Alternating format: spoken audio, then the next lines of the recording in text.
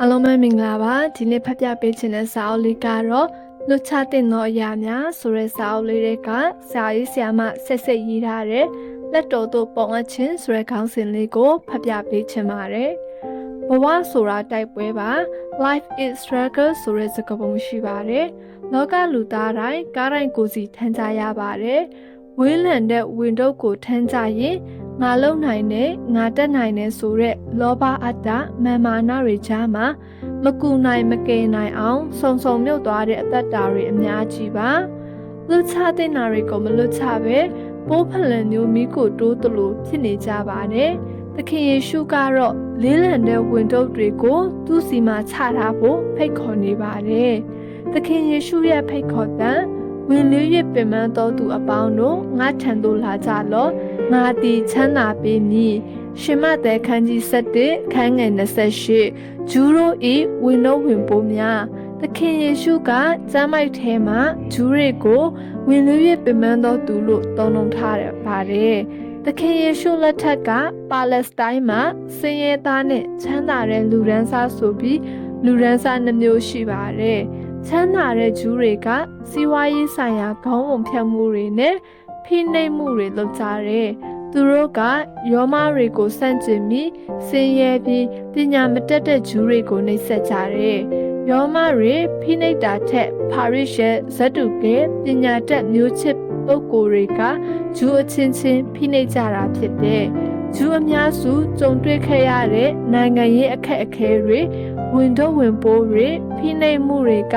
ကျန်းတဲ့ပုဂ္ဂိုလ်နဲ့ပါရစ်ရှဲတွေကလုပ်နေကြတာဖြစ်တယ်။ပါရစ်ရှဲတွေကလေးလံတဲ့ပြည့်ညက်ချက်တွေကိုထမ်းရွက်စေတဲ့သခင်ယေရှုကပထမရာစုအတွင်းပါလက်စတိုင်းမှာအသက်ရှင်ခဲ့တဲ့လက်သမားရဲ့သားအဖြစ်ဆင်းရဲစွာအသက်ရှင်ခဲ့ရပြီးအမွေခံရမည်မပိုင်ဆိုင်ခဲ့ပါသခင်ယေရှုကဒုက္ခကာလရဲ့နိုင်ငံရေးလူမှုရေးဘာသာရေးသမိုင်းစဉ်ထဲမှာရှင်သန်ခဲ့ရလို့ဂျူးတွေရဲ့ဝင်တော့ဘလောက်လေးလက်တလဲဆိုတာသူသိနေပါတယ်အပယ်ခံတွေစီမှာဂုံတိတ်ခါနဲ့အဆင့်တန်းမရှိကြပါသူတို့ကခက်ခဲစွာနဲ့အသက်ရှင်ရပြီးအထိပ္ပယ်မဲ့စွာရှင်သန်နေခဲ့ကြရတယ်အပြစ်သားလို့သတ်မှတ်ခံရခြင်းခံနေခဲ့ရတယ်အပြစ်သားနဲ့စည်ရင်သားကတရန်းနဲ့ဖြစ်ပြီးယစ်ပရောဟိတ်ကိုဆယ်ဖို့တဖို့ပေးတဲ့သူကလည်းအပြစ်သားပဲဖြစ်တယ်ငါထံသို့လာကြလော့ဝင်တော့ဝင်ပိုးတွေနဲ့လေးလံနေတဲ့ဂျူးတွေကိုသခင်ယေရှုကသူ့စီကိုလာဖို့ဖိတ်ခေါ်ခဲ့တယ်တူတယောက်ချင်းစီကိုဖိတ်ခေါ်ခဲ့တယ်လို့အားလုံးကိုဖိတ်ခေါ်ခဲ့တယ်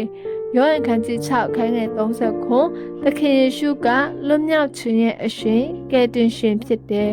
တမန်တော်ဝတ္ထုခန်းကြီး3ခန်းငယ်7တန်တရားတွေအကြားရှင်သန်နေတဲ့သူတွေကိုလွတ်မြောက်မှုပေးနေခြင်းဖြစ်တယ်ဘာသာရေးအချုံအနှောင်ကနေလွတ်မြောက်ဖို့သခင်ယေရှုကနီးပေးနှမ်းပြလုပ်ခဲ့တယ်မဿဲခန်းကြီး23ခန်းငယ်3မှ4ဘဝရဲ့အခက်အခဲတွေကြားမှာတယောက်တည်းမရှောင်နိုင်တာကိုသခင်ယေရှုသိပါတယ်ကျွန်ုပ်တို့ကိုတယောက်တည်းမရှောက်စေခြင်းအချီးကျန်မဖြစ်စေခြင်းလို့သူနဲ့အတူရှောက်ဖို့ဖိတ်ခေါ်နေပါတယ်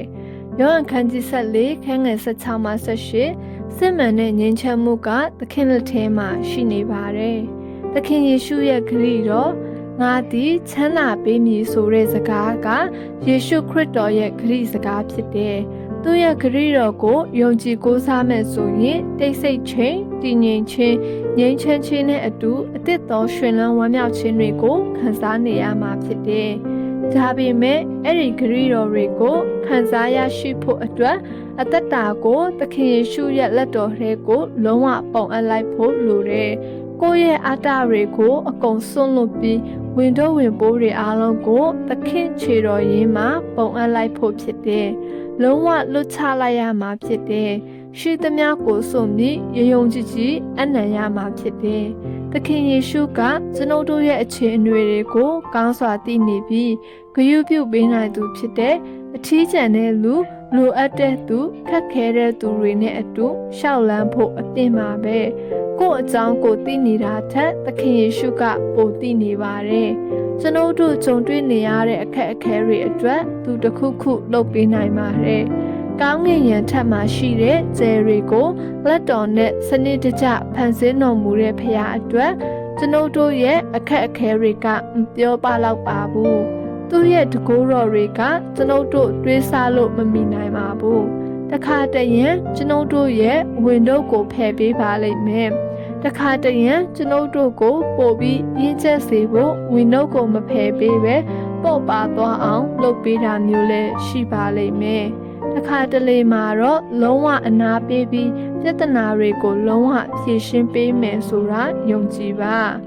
လက်တော်သို့ပုံအပ်ခြင်းသို့မဟုတ်လွတ်ချလိုက်ခြင်းဒီကနေ့အသက်ရှင်နေတဲ့အဝန်းအဝိုင်းကနာကျင်မှုခါသိမှုတွေနဲ့စိတ်ထက်ကြစရာတွေကြီးကြုံနေရတဲ့အခြေအနေတွေပါပူပန်စရာတွေသောကတွေအစင်မပြေတာတွေအလုံးကိုဖျားရှင်ထံတော်မှာယုံယုံကြည်ကြည်နဲ့ပုံအပ်လိုက်ကြရအောင်ယုံကြည်စွာနဲ့လွတ်ချတဲ့နာတွေကိုလွတ်ချလိုက်ရင်နှလုံးသားထဲမှာသခင်ယေရှုနေရာယူလျက်သူကိုယ်တိုင်ဖြည့်ရှင်းပေးမှအသေးအချာပါကျွန်ုပ်တို့ဘက်ကမဖြစ်မနေလုပ်ရမှာကလွတ်ချလိုက်ဖို့ပါပဲစိတ်